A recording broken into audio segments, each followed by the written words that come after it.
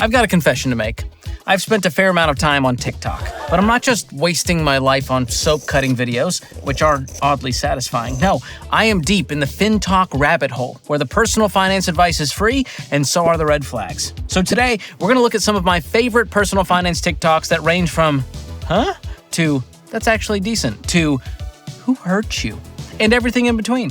Now that's entertainment. But before we dive into the chaos, do me a solid by tapping the like button and hitting subscribe. Apparently, it's helpful. All right, let's get to it.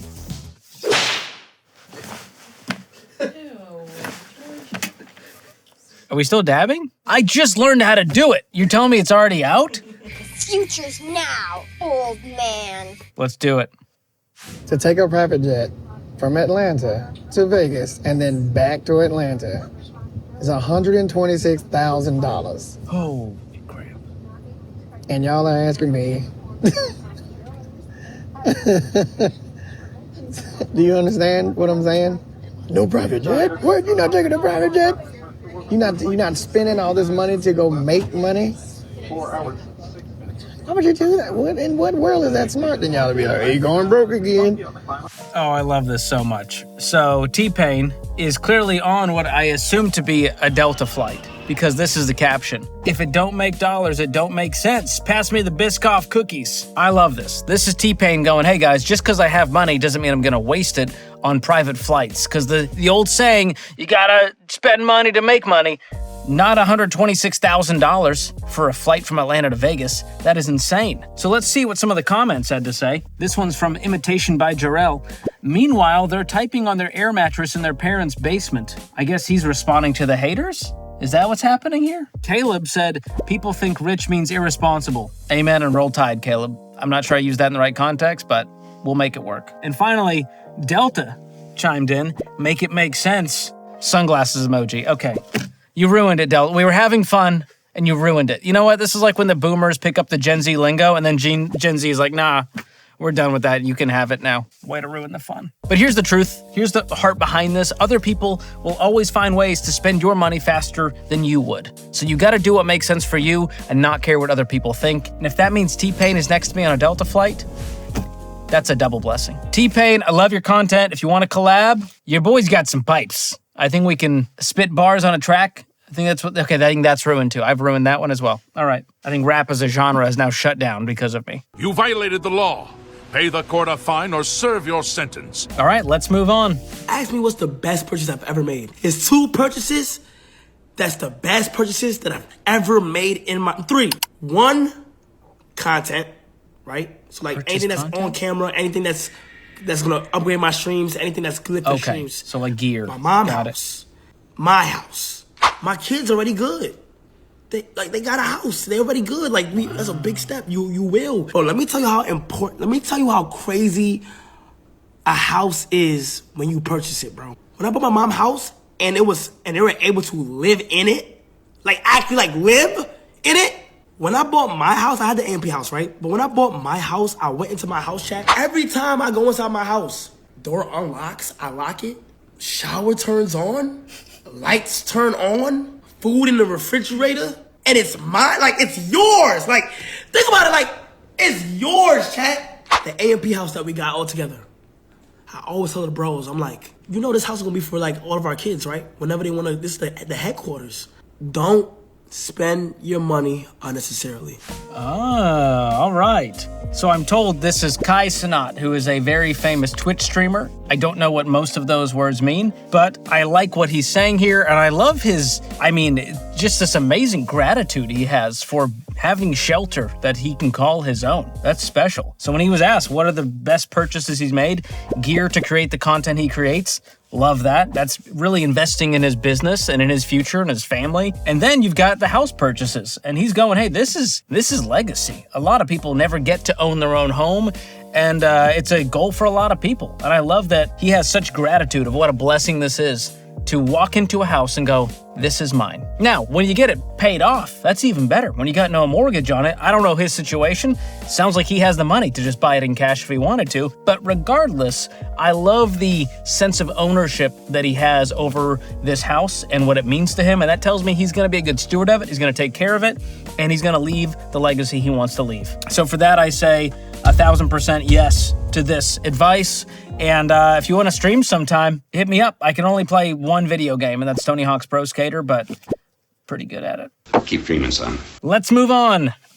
I have a question about passive Gary. income. When you say passive income, what do you mean? I mean not having to work all day long. I want to be on a beach in Mexico instead of being on an office in Sweden in a cold November. Are you being serious right now? Yes, I'm serious. Okay. The quickest way to not be on a beach in Mexico is to think that passive income exists. I think the reason so many scumbuckets are making so much money is because you're buying stupid horses over and over, thinking there's some magic formula for passive income. Passive income looks like this. You take money that you can afford to go to zero, and you put them in the two places that have historically created passive income. Public markets, that you don't care if it goes up and down and you just wait to the end, or real estate, and you hope that your real estate area doesn't get crushed. Everything else almost doesn't exist. God bless Gary V for just telling the people the truth, telling it like it is. And I think Gary is spot on with this one. When you talk about passive income, it is absolutely a myth. All right, you can't earn money if you don't work. And this idea that you're gonna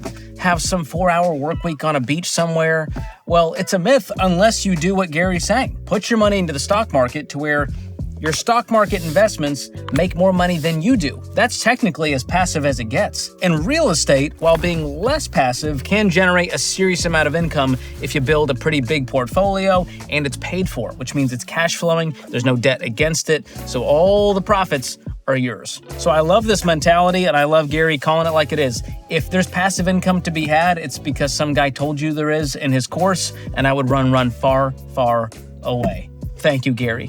You're an American hero. All right, we're going to move on to another category, which is all about wealth building. So let's see what these gurus have to say. Who understands what inflation is? Right now, we're teetering around 4%. What percent? Which means that when you're earning nothing in your bank account, you're actually losing 4%. So you're nervous, you're a Dave Ramseyite, you're out of debt, and you have $100,000 in the bank. Next year, it will feel like $96,000. And the year after that, it's going to feel like $92,000. So the bank is the dumbest place on the planet where we store cash. And if you have more than an emergency reserve, then you are a beautiful child of God, a precious, priceless soul doing really dumb things.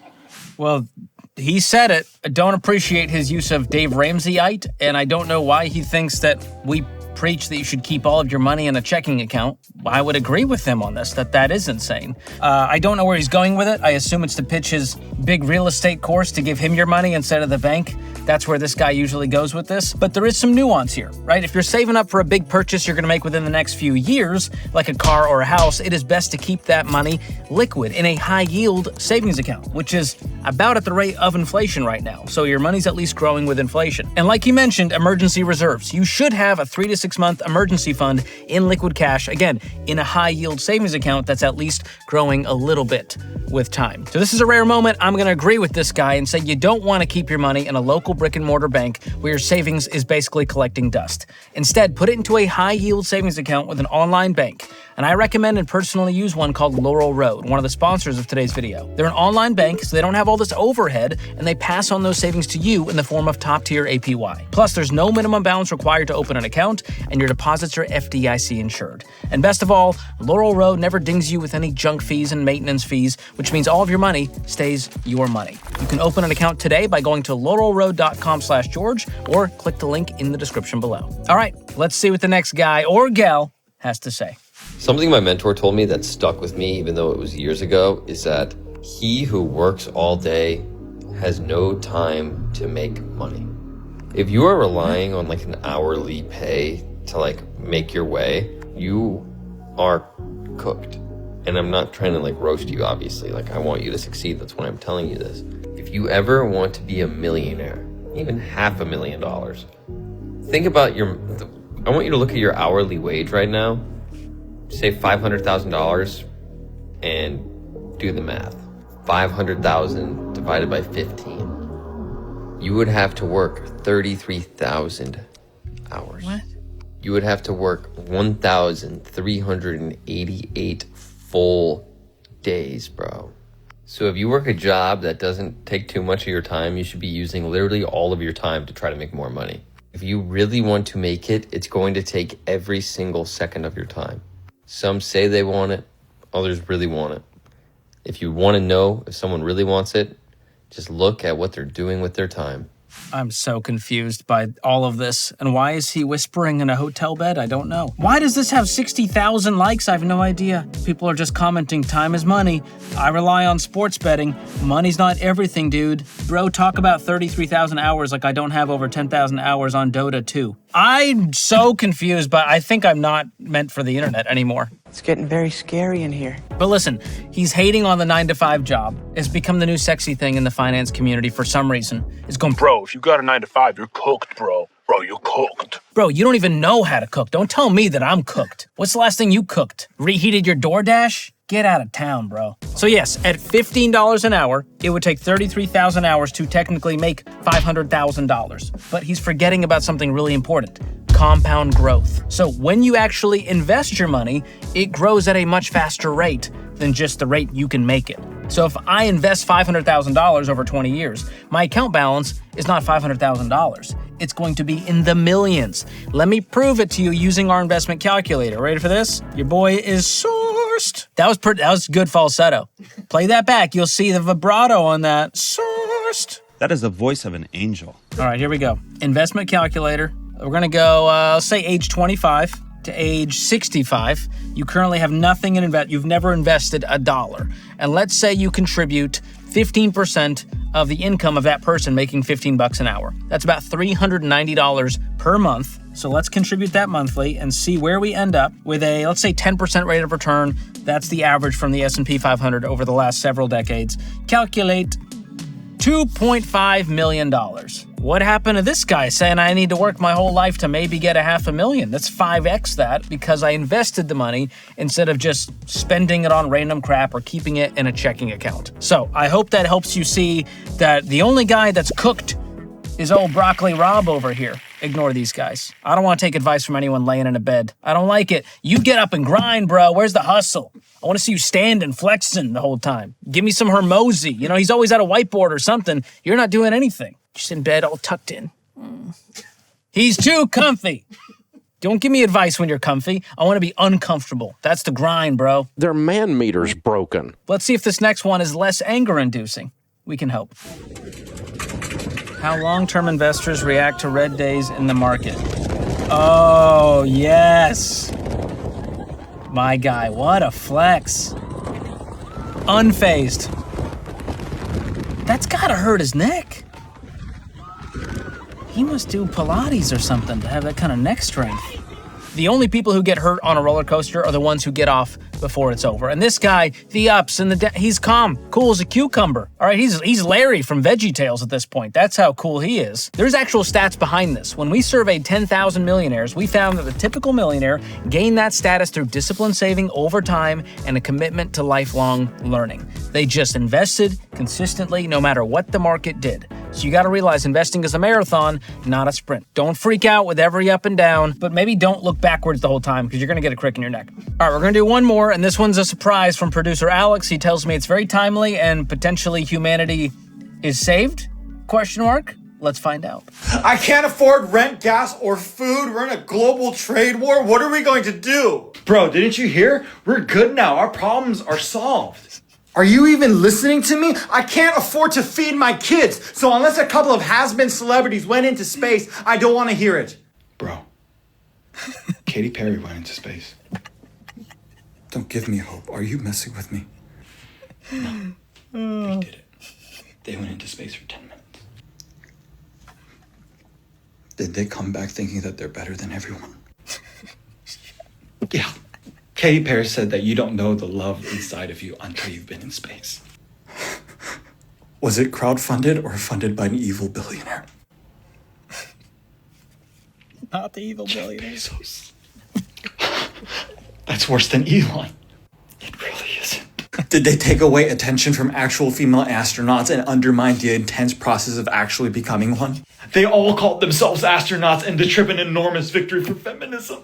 We're gonna be okay. They saved us. Gosh, that is so on brand, so perfect. That is definitely timely. And I do thank all of the faux astronauts who saved humanity and allowed us to find true love, which we'll never find because we'll never be able to afford to go to space because we're just normal people. So good. I just want to see some of the comments here.